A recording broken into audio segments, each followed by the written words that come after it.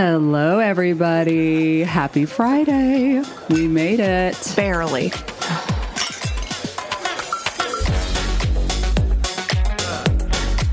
It's Good Friday. So to all of those who are getting ready for Easter, happy Easter, and hope some people are off work today and just listening to us on a more relaxing day. Yeah. We, the kids had spring break this week, so we're going to dye some eggs today. Oh, that's nice.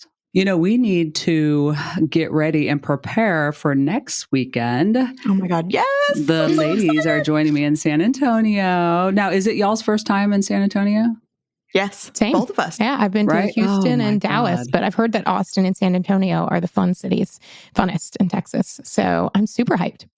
Yeah. Well, I mean, obviously I'm biased, but what's crazy about Texas cities is they're all so different, right? Because Texas is, it's a big bitch. So it's very huge. It is. And so, you know, San Antonio is very unique. They all are, all the big cities are. But April is our big fun fiesta month. We have a lot of events and things going on. So it's busy. Everything's buzzing like we talked about in last week's happy hour. So we're going to have some fun, do our besties meet and greet, and spend like, what do we have? I think 16 hours worth of filming, like slated or reserved, you know? And so super excited about that. So we thank you all for all your suggestions on content, future content that is incorporated. So hopefully you'll see some of your recommendations and hot topics that you wanted us to cover, you know, coming up here in future episodes. Yeah, we can't wait. And follow us on the socials on our TikTok and Instagram at HR Besties Pod to see some of our scenes. I love to make a good, I'd love to make a good video with music behind it of all of our fun times. Yes. Ashley does such a good job on those. Mm-hmm. Well, they're very easy to do thanks to technology. So I am pumped. So what are y'all looking forward to most visiting San Antonio? Just curious. I know it's not a tourist trip per se. It's a work trip, but still. Yeah, it's a work trip. Well, I always like to have fun. I like just the river walk. Like, I love a good body of water. I mean, like in Louisville, Louisville, the city line is very much defined by the Ohio River.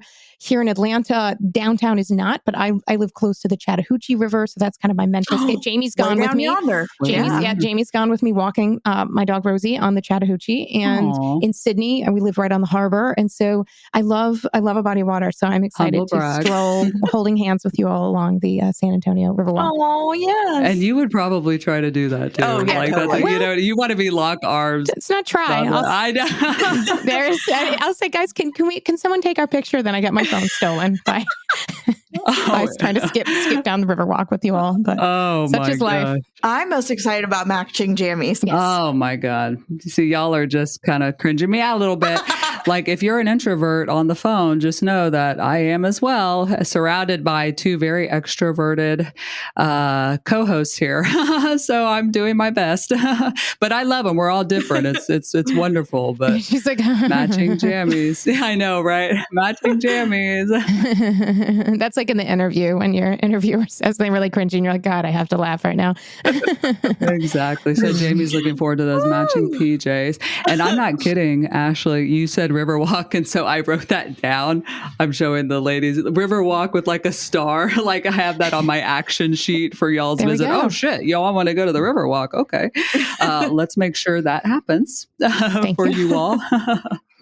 So we'll do that, and then of course, you know, I'm probably going to have to get y'all some breakfast tacos and some pasteles, like some sweet bread and all that, you know. So barbacoa. I'm going to stop by the panaderia. I'll probably take y'all too. You know, we can pick out some good shit that we can snack on. I can't wait. You know, I speak Spanish. No, I didn't know you spoke Spanish. I didn't know that. I was a Spanish major in college, like Spanish and International Studies. What? I had no fucking idea. Yeah, but we went. What the fuck?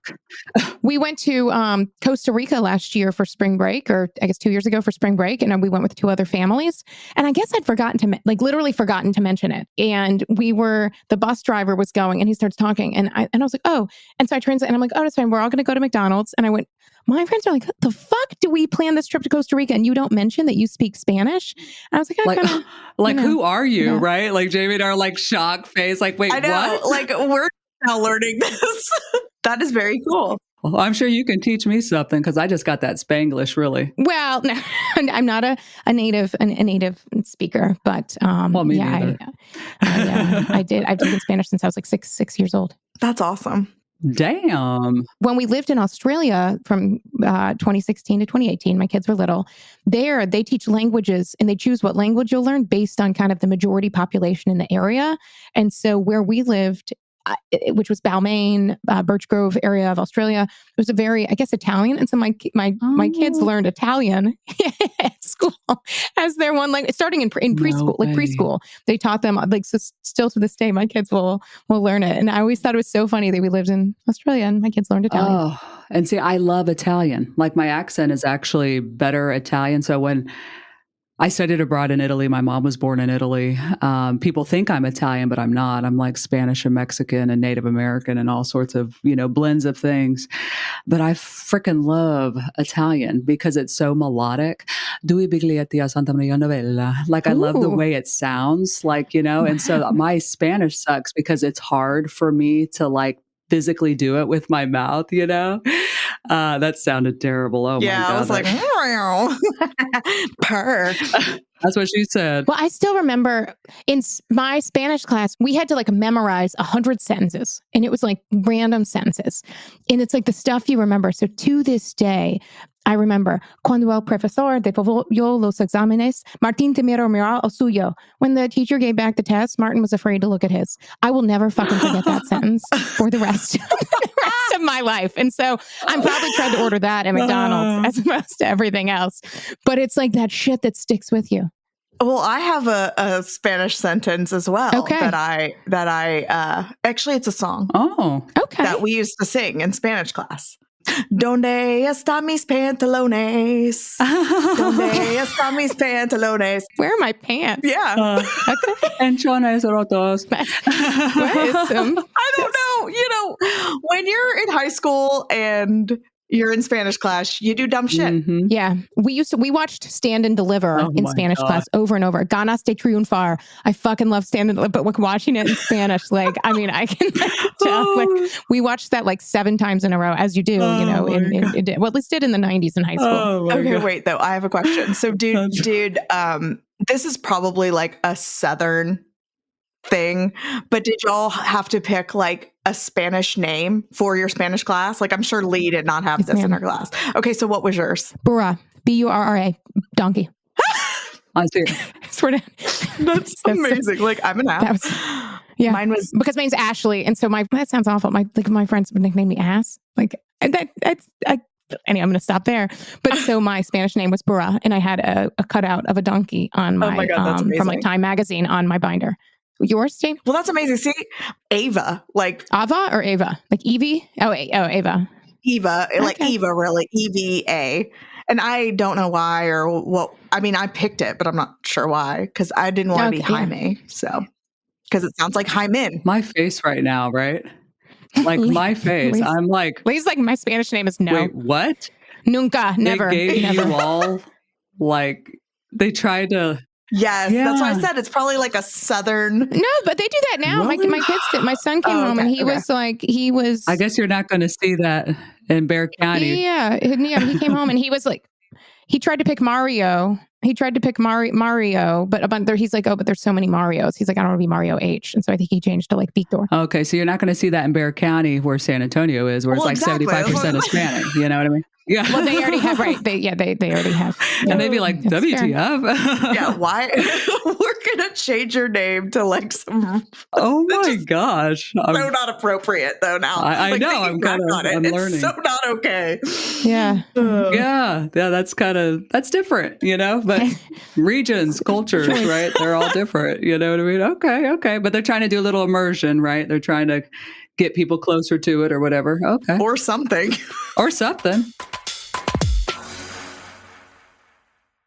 Tonight we're focusing in on Zoom with Galaxy AI on the new Samsung Galaxy S24 Ultra. Ah, a baby tiger. Check out his claws as he prepares to pounce on that frog. Close one, but not as close as this Zoom. We can literally count the whiskers and... Oh look, Mum's here.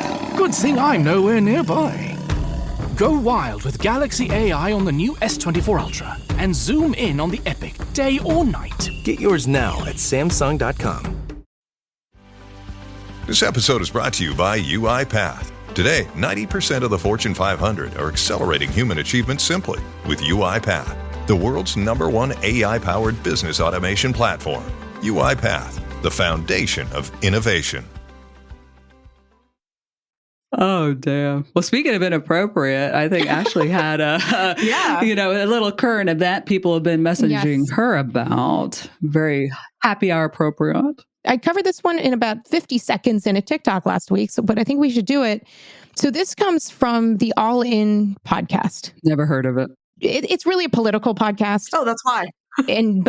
It's by 4 or 5 hosts, all men, and one of them's this guy Chamath, who's like a billionaire friend of Elon Musk.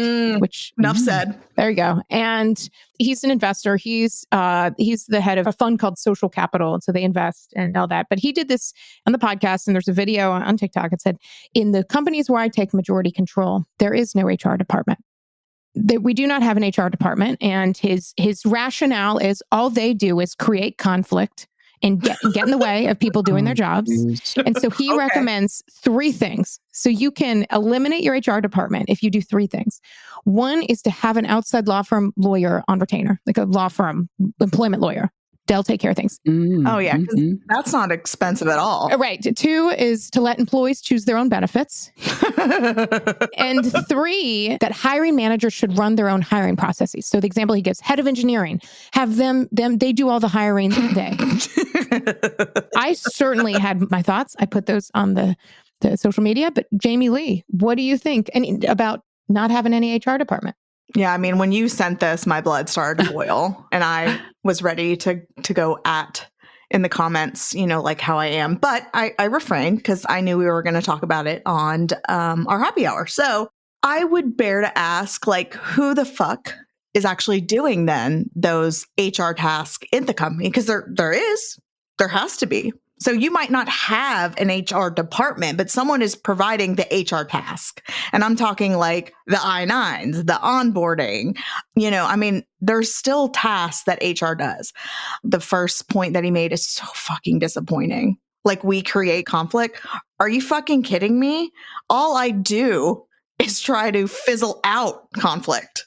Like, that's been my entire life for the last 20 years, because I've always had a really heavy focus on employee relations. So that's insanely disappointing. Point 2, the benefits. Oh, please. I would love to see that happen. I'm the one having to explain to employees what a PEO is and an HSA, and good God. And then the third one, can you imagine anybody? Engineers doing phone screens and then keeping up with interviews and making offers and keeping the offer letters legal, but even just not biased. Oh my God. It just sounds like a nightmare, but whatever, to each their own, I guess. But you're wrong. Right. I mean, I think that he comes from a significant place of privilege to have that sort of opinion. You know what I mean? So all I hear is this insane disconnect of leadership, right? Of he being up here and forgetting the people that actually do the work and their employee experience in doing the work and the support they may need in doing the work and the resources and all of that. But, to me, this is just another prime example of just the lack of complete understanding of what HR actually is and does in an organization. I mean, people have no idea that it's the full employee life cycle. You're an employee. I'm an employee. It's that whole experience, that full life cycle, everything from that first phone call, and all the way until you retire, or quit. So there is so much in that behind the scenes. And so I often wonder, is that there? I mean, there's no one to blame per se, but I wonder, is that a failure of us as HR professionals for not vocalizing or sharing more or communicating our value and educating on what HR is and does? You know what I mean? So I picked up on that like 10 years ago, career wise. And I started doing that every time I entered a new job, like explaining, here's what the fuck I actually do here. I want to make sure you get it and that we're on terms here, So yeah, just from thinking of like a proactive way to, combat leaders from even being this fucking stupid to think this, is that partly on us? I don't know. I think it's on the leaders that come from a place of privilege, that think about things in the terms of spreadsheets. And I mean by that, like not thinking about the names and faces and the consequences of your actions.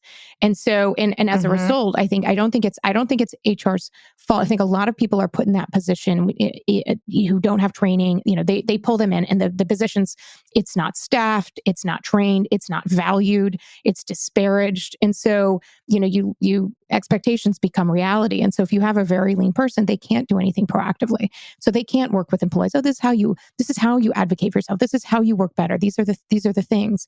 And so this idea that like HR creates conflict to me, and sure, there's absolutely situations where you have someone that doesn't, they breach confidentiality or they don't get back to people. And that's why a lot of what we do is talk about in HR, things that you can do is just having that welcoming approach and meeting people where they are and doing what you can. And to Leigh's point, talking about what you do.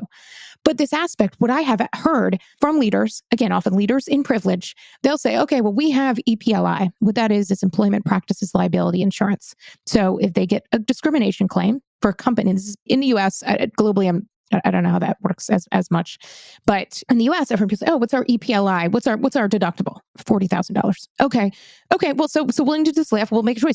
Things with there, we'll pay $40,000, and then we'll move on with life. Well, okay, that $40,000 is often going. Like I talked to a friend last week, and I was like, "What's your rate right now?" Just $1,600 an hour as an employment lawyer. And I will say professionally, the worst version of myself was as an outside law firm employment lawyer. And what I mean by that is because my job was to be beholden to the company and do everything to minimize that risk. I still brought a lot of like perspective and this and tried to bring that in, but it's by far the least satisfying for me because a lot is trying to win in litigation, and it just feels fucking shitty to beat an employee that's had a bad experience. And that was for me. That's why I didn't do it. But that you are also looking at people on a spreadsheet. But so when you work with people, you pay a $40,000 deductible. You're paying things to your buddy who's going to take you to the Masters or to the Wimbledon or whatever, because you're giving them these law firm rates. And so you guys all think all is fine and good, and this is a cost of doing business. But what that means to that individual employee, they're going to put things on Glassdoor, but everybody else sees what you're doing. And that creates the environment. And the way people work, they see how you treat other people. And if you don't value people and what they do, you're never going to live up to your full potential as a business. And so that's why that, for me, it's like you'd rather pay some lawyer $1,600 an hour than have like 5 good HR people that you pay $100 an hour. How does that make sense? Yeah. I mean, it's fucking wild. And it's sad because I feel like even in the last 20 years that I've been in HR, I feel like there has been such a shift, and HR is viewed differently than it was even when I, was first in it. And so it's disappointing to still hear people talk about HR like that, because I feel like we've all worked so hard. And even with our social channels, right? I mean, I feel like all of us have, kind of tried to break that stigma of HR is bad, like inherently. And so it's just always, it's disappointing when you see something like that. Yeah, it sucks to be viewed as a administrative cost center that doesn't provide value to an organization. And I would submit that HR may not provide value in some organizations, and those are the organizations that don't prioritize their people. To Ashley's point, you know what I mean? And organizations that don't have a strategic business continuity focus.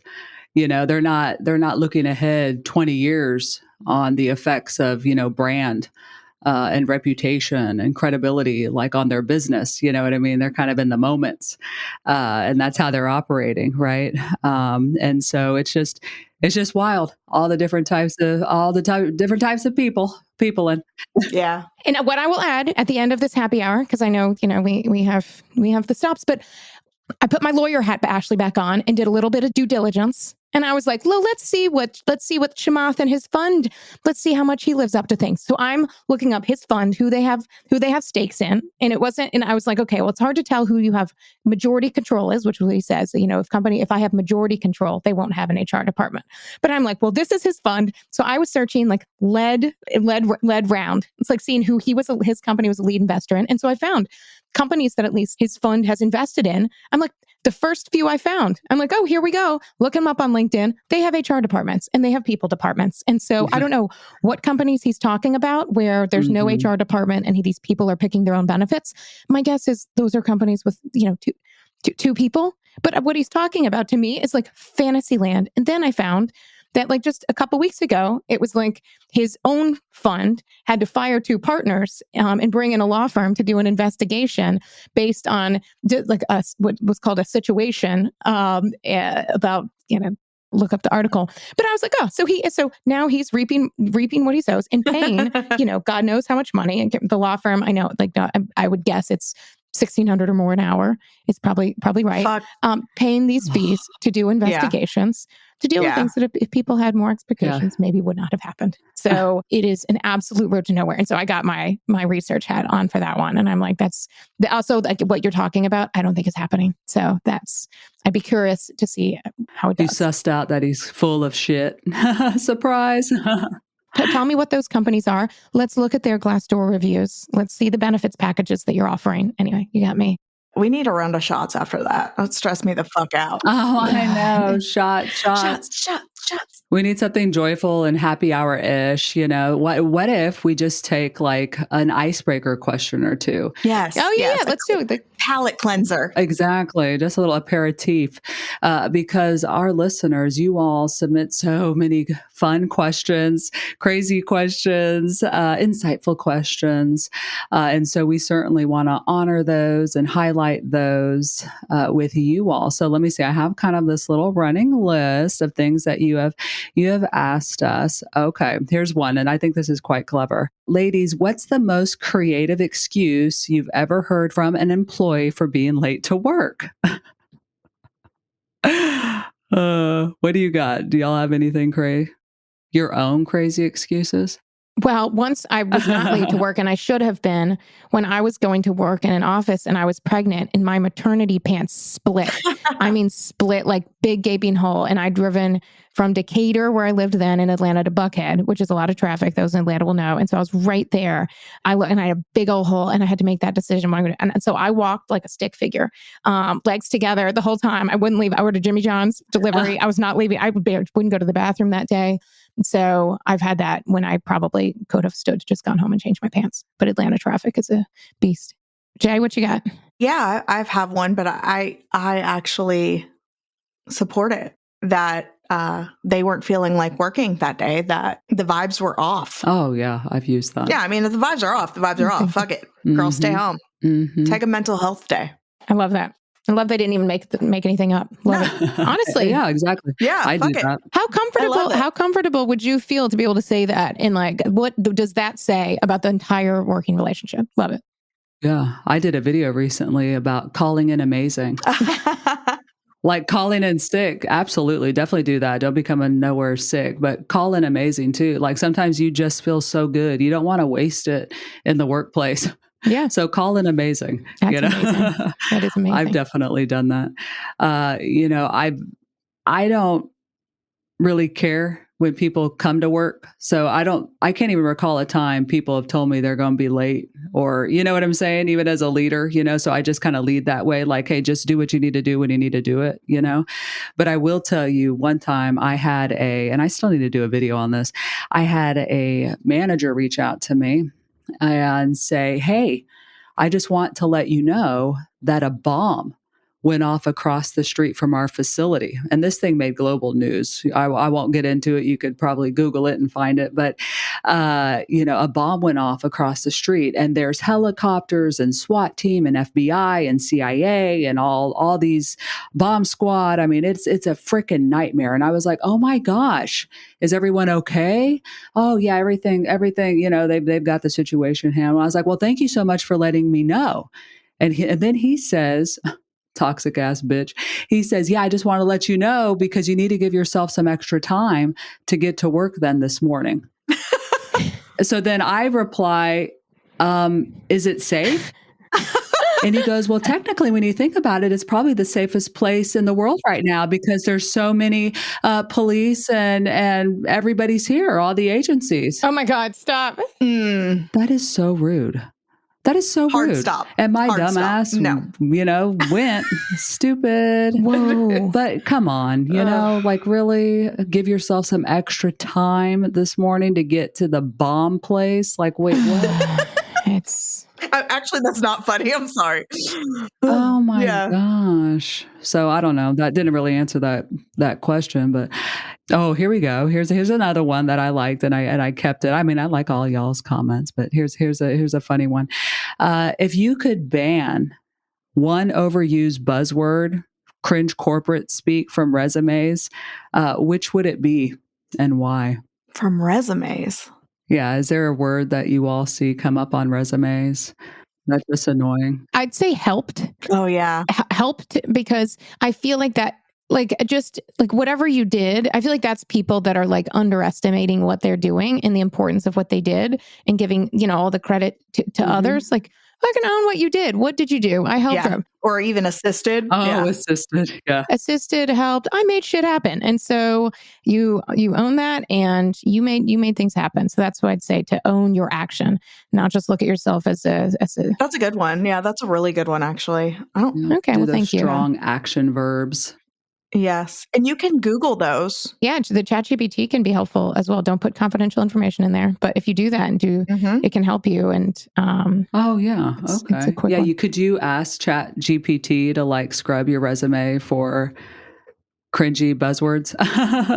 Yes. I would say it. Put it in there and write, can you create of cringy buzzwords? Again, you never know. ChatGPT is a learning tool, so it may come back with some crazy shit. Still, it'll have, yeah. But yeah. It is iterative. And then you can say, okay, well, I don't like this, and I like that. Ashley's our resident AI expert. She's a LinkedIn instructor and has a course coming out on this, so we all have to keep a lookout. Coming out in 2 weeks, I think, from today when you're listening to this. So I'm excited. Moly. Look at you. Oh, that is exciting. I think for me on the resume, it's not a buzzword. Here I go. I never follow the rules, do I, ladies? Oh my God. But it's a section that sometimes I'm like even though I'm all about like authenticity and, being yourself, I don't like it when there's like hobbies on the resume. But I don't like it for the people because I think of all the asshole leaders that I've supported that will totally have conscious and unconscious bias on some of those things there, and so I'm like, oh gosh, like I am interested in you, I promise. But that kind of gives me a little, cringe when I just see a lot of like the hobbies literally listed out. You know what I'm talking about? Interests or whatever. It's a little much, If you're going to do that, just make it like super general, like community service, but don't tell me like what you're servicing. Breathing. Breathing, exactly. Community service. I pick up trash on the highway because I've been arrested before. I'm just kidding. Exactly, because my probation requires it. I need 30 hours. Oh gosh. Anything for you, Jamie? Anything buzzwords? What do you think? The photo. Cringe resume parts. Oh. Yeah, so I'm not necessarily, I don't hate the photos because I understand paper. Like in different countries, having your photo on your resume is actually a cultural thing, and a lot of different countries do that. I think for me really is like email addresses. So I don't judge you, but here's the thing. I've seen some crazy ass shit. I remember someone literally having the email address, and this is for like a high level clinical position. Okay, keep that in mind. And it was like doobie smoker 420. I'm like, okay, well, I mean, whatever you do on your off time is none of my fucking business, but this is for like a high clinical licensed role, or like, or God, what is something else that I saw? Like crazy bitch 69 or like, I've had hates 2work6969 at hotmail.com. Yeah. I've done videos on that because it's just sticks with me. Oh, yeah. Yeah. Like, that's the one thing. Like, just, email addresses are free. Just open up a new Gmail address with like your name. Like, let's just think about it a little bit. I know.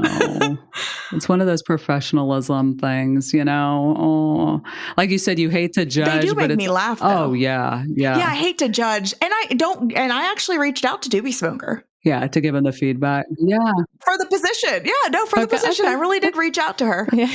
Do you have any we didn't end up hiring her. She was a little flaky, go figure. But I'm not kidding too. She was a little flaky. But it's, and that's the thing is like, I try not to put a bias on it, but I can tell you if I pass that resume to the hiring manager will be like, absolutely not. Like, I'm not hiring Doobie Smoker 420 oh my God. as my nurse practitioner. Mm-hmm. Like, nope. I know, right? Oh gosh. Sometimes those little things, they do leave a lasting impression. You only have one chance to make a first impression. And you may end up on an HR person's fridge. I've put a couple resumes on my fridge before. But so we do appreciate the quick chuckle, but probably want to shy away from, 69 in your email if you're trying to find a job. Just the pro tip, Friday pro tip, happy hour pro tip. In those June 9th birthdays, because I have a very good friend whose AOL screen name back in the day ended in 69, and his birthday is 69. I think he listens to the podcast, so he's listening to now. God. But yeah, your June 9th birthday, just... Yeah, don't have your birthday in your email anyway, but... Yeah, June 9th, 1969 is probably the double 6969, but yes. Oh, man. I didn't think about that. Yep. That helps. Oh, gosh. Well, on that note, shout out to those June 9th birthdays. But hey, everybody enjoy their weekend. Survive the rest of Friday. Happy Easter to those celebrating. Hopefully everyone else enjoy the weekend. Yes. TGIFF, besties.